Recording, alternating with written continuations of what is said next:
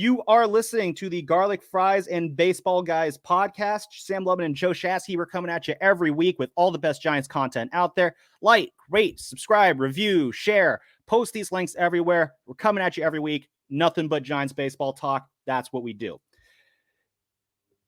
Now, Shasky, as good of a season that we are having right now as Giants fans, I think the only guys who are kind of having better seasons than Giants fans with the team right now, the guys who are in charge of running the Giants. I'm talking about Farhan Zaidi and Gabe Kapler.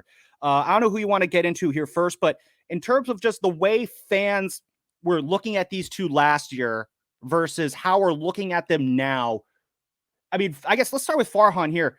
Just from where we were on him last year to now, how big of a flip have you kind of really seen in just terms of how we're feeling towards Farhan right now? It just feels like everybody's optimistic, and that's what a couple of young players will do for you.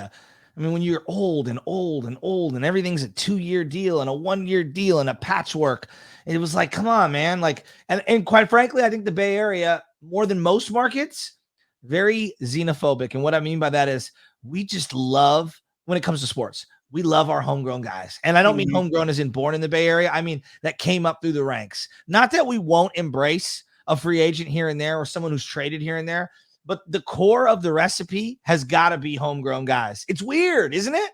I absolutely agree with you, Shasky. And like, that was why, like, obviously we wanted to see Aaron Judge become a Giant. That would have been really cool. For sure. With Carlos Correa, I was excited for it, but it felt kind of like a shotgun or arranged marriage, really. Like, on paper, it made sense, but like, I wasn't totally vibing it. Like, yeah. I was going to be on board with it, but it didn't feel wholly natural. And so when that deal fell through, obviously frustrating, did not like how it did go down. But at the same time, it's like, you know what? Maybe there's a bigger picture here. And the bigger picture is that, Jesse, the Giants have been around for 140 years. Actually, the 140th year of Giants baseball, dating back to 1883. In the 140 years, they've had a lot of great stars. Tim Lincecum, Buster Posey, Barry Bonds, Will Clark, Jack Clark, Willie Mays, Willie McCovey. Go back to the New York days. You got, Mel Ott, Christy Mathewson. Go all the way back to the 1800s with Amos Ruzzi and Iron Joe McGinnity and Buck Ewing. You going to go Fred Snodgrass on me? You can go all those guys. Name whoever you want. Amos Ruzzi. Like, what all of those guys have in common, save for Barry Bonds, is they were all homegrown, came up through the organization, made their debut with the team. Point. And the one exception there, Barry Bonds, grew up in the Giants clubhouse. Yeah. So he was a different kind. Whose dad played for the Giants. Yeah, he was a different kind of homegrown. Godfather was Willie. So the Giants have always been built around that homegrown star. Yeah. And going after Judge and Correa would have gone completely anathema to this. I don't know if it's a purposeful organizational philosophy to do that, but it's 140 years of history that the Giants would have been going against if they had done that. And so it just makes sense that, yeah, it has to be internal. And Farhan's finally seen these guys come up who could be these fixtures of the franchise. Like we just said in the last segment, it could be Luis Matos. He has that potential. Kyle Harrison has that potential. Marco Luciano, another guy. He could be that guy. And so when you have those guys who we have these franchise pillars coming up, you're starting to see the tangible results. Yeah, if I'm Farhan Zaidi, I'm walking with a little bit of a strut around that ballpark too. Yeah, no, and I think that the fans are starting to show out. They're starting to love their team again.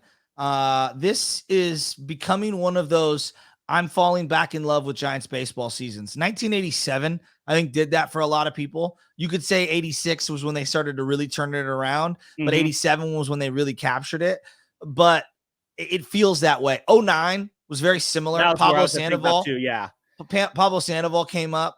And it seemed like, they were post Bonds. You had Lincecum, back-to-back Cy Youngs. That was the second year of the Cy Youngs for him. Pablo's your first real everyday player to come up through the farm, it felt like, in forever. So it has a nice feel to it right now. And I think one of the hallmarks, whether it's the 60s, whether it's the 80s, whether it's the 2010s, when you see a wave of guys come together within a 2 to 4 year period, that's when the most success happens. And that's when you build generations of Giants fans. I truly believe that. No, exactly. I think that's a good point. Because like at the end of the 2000s, we had that whole wave coming up. Yeah, you had a group of guys all at the same time. And it's like, you kind of get to grow up with those guys. Yes. Like for me, like, I was in high school when that wave started. But for me, like I went through high school and college and graduated through college with the same core of players. You become deeply attached to them. Yes. And now I think, yeah, you're still crying about Brandon Belt. Oh yeah, I think he's a great Giant. He's one of the greatest Giants of my lifetime. You know, you talk about. I know Will Clark is your first baseman. Brandon Belt is my first baseman because that's the first baseman I basically grew up with and enjoyed winning Giants baseball with. It's not to say that Brandon Belt's a better first baseman than Will Clark. He's not better than Willie McCovey. Teasing. I know, but when the Giants play the Blue Jays, I'm gonna be doing so much Brandon Belt talk that week. Oh, are you? Oh yeah, so you gonna do much. an exclusive? I am going to be the Brandon Belt stan at 95.7 the game. But the more to the point, yeah, like when you have that core, when you have that vision, it's a lot easier to really enjoy what Farhan's doing because, you know, Farhan is very different than what Giants fans are used to. I remember what this feels like right now?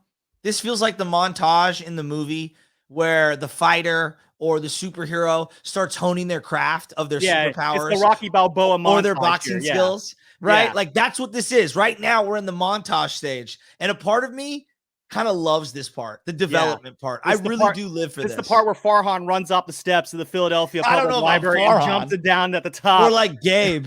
Gabe's probably doing it too. Well, Gabe's probably running up it a lot faster than Farhan is. Yeah. But and that I think it's a good time to get into Gabe Kapler here because he's the other side of this coin where Gabe Kapler, when he came to the Bay Area at the start of 2020, first off, Gabe Kapler's arrival to the Giants. It's one of the most surreal and insane arrivals you'd ever seen. You saw Farhan kind of hint at the end of 2019. Sometimes a manager fails in his first spot and then succeeds later on. And immediately Giants Twitter was like, oh crap, he's going to go after Kapler, isn't he? Like, it's not that the ink wasn't dry on the contract. The contract, like there was no print on the contract at all.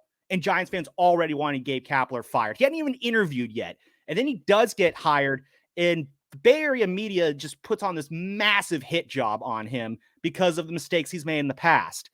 And it felt like when Gabe Kapler got here, I felt like there was a large segment of Giants fans that wanted him to fail simply because he wasn't Bruce Bochy. And so looking at Gabe Kapler now, I mean, talk about his turnaround. Do you feel like maybe Giants fans are kind of falling in more in line behind Gabe now than maybe a year ago? Oh, absolutely. Absolutely. You know, the thing with Gabe Kapler that I'm most impressed is that I had him pegged as somebody who would live and die by the Excel spreadsheet and advanced analytics and all that stuff. They've bunted how many times with a runner at third base when they couldn't drive in a guy from third base in less than 2 outs the last couple of years. He's pivoted off that stance. Now you can say, Joe, they got more athletic, and maybe that's leaning into the analytics or whatever, but that's old school baseball that I love.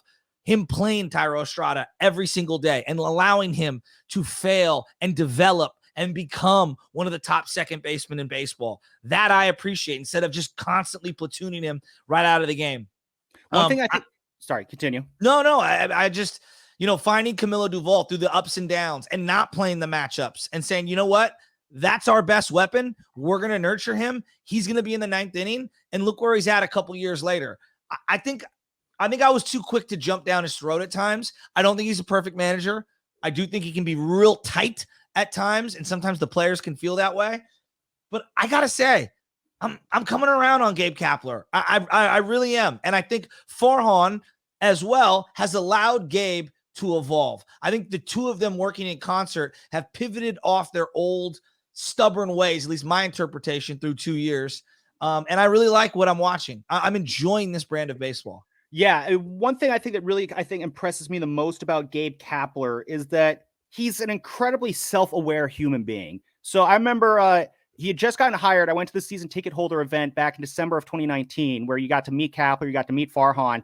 And I'm talking to him and I asked him, like, what happened in Philadelphia? Like, I have friends who are Phillies fans who are just like laughing at me over this. And I told him this, like, I have Philly friends who are like, just don't like you at all. And he totally understood it. Like, he got it on the one hand. He wasn't like offended or upset by me bringing that up at all. But then two, he kind of talked about, you remember his first opening day where he kind of went out to the pitcher's mound and tried to bring his reliever in, but there was no one in the bullpen, or he got, too rigid with Aaron Nola's pitch count. And he kind of, botched a lot of decisions early on. He's a guy who learns from his mistakes. Like, he very much is. And even more so there was the incident with how he mishandled the sexual assault when he was the farm director with the Dodgers.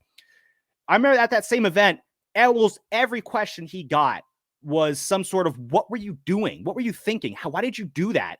And I'll say it, he talked to every single fan that night, and he looked them in the eyes, and he explained why he made a mistake there, and why he learned from it, and why he was trying to be better as a result, as because of it. That's not now, and he's the same way with baseball. When he makes mistakes, he learns from those mistakes. He's open about how he made those mistakes, and he grows from them. He's a young guy. He's only in his mid-40s.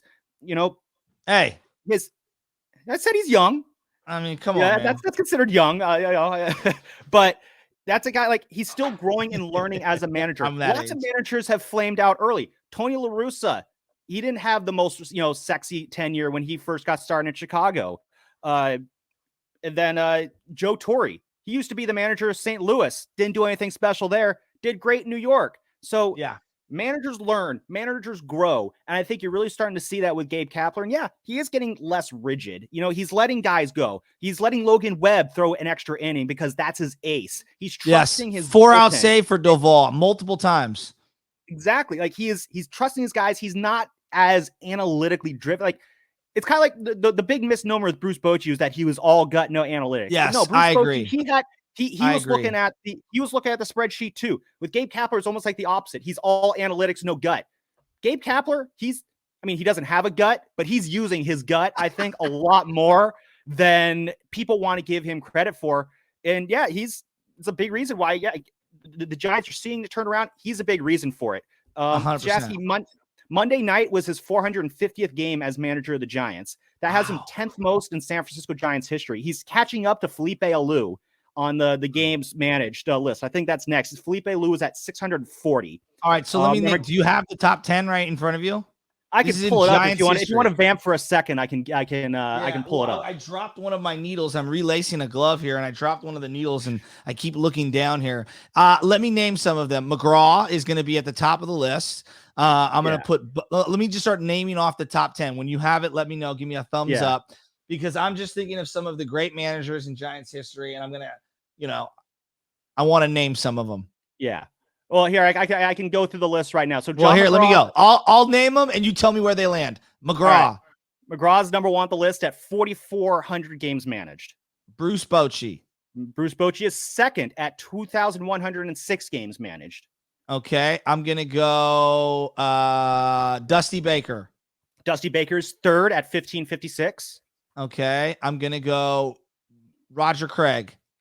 Roger Craig is 1, 2, 3, 4, 5, sixth on the list at 1,052. Okay, I'm gonna go. My fifth one is gonna be Frank Robinson somewhere. Frank Robinson is a little further down the list. 1, 2, 3, 4, 5, 6, 7, 8, 9, 10, 11, 12. Out of the top 10. 14th. He's 14th in games managed with 541. So Gabe Kapler actually very close to catching up to him as well. Okay, Felipe Alou. Yep, Felipe Alou's up there. He's got 646. All right, name the other ones. So some other names on that list: Mel Ott, 1,004 as manager. Leo DeRocher, 1,163. DeRocher, former Dodger. Bill Terry, 1,496. Bill Terry, who's also number Charlie 3. Fox is at 675. And also on there. So yeah, Alvin Dark, 644. Alvin Dark, one of the first managers of San Francisco Giants. Yeah, so Gabe, he's quietly rising up this list of Giants managers in terms of how long they've been here. It's only a couple years. In a couple years, he'll be among the 6 or 7 most longest tenured San Francisco Giants managers. So Gabe, he's showing some sticking power, and I believe next year his contract is up. Yes. So and him and Farhan, I believe, had aligned contracts. Well, at least his would end when Farhan's would end, I believe. Yeah, and I know the Giants usually like to do it that way. It's kind of nice to have that pairing there. So I think both of them are very much in line to get extensions, possibly this off season. I agree. You're showing a turnaround there, and yeah, Gabe Kapler, he's showing that he can lead a stable clubhouse and keep this team in contention. And he knows how to handle those late inning matchups. And it's just from where these two were a year ago versus now, the turnaround is incredible. It really is. So hopefully they can keep it going. I tried not to get too down on them last year. I'm staying on the other. I'm kind of going with it. Try not to get too up on them this year. But I agree with that. They're moving in the right direction. This year finishes too. I want to really see how this year finishes. Like, I'm no longer looking at them and thinking, wow, I wish that the old regime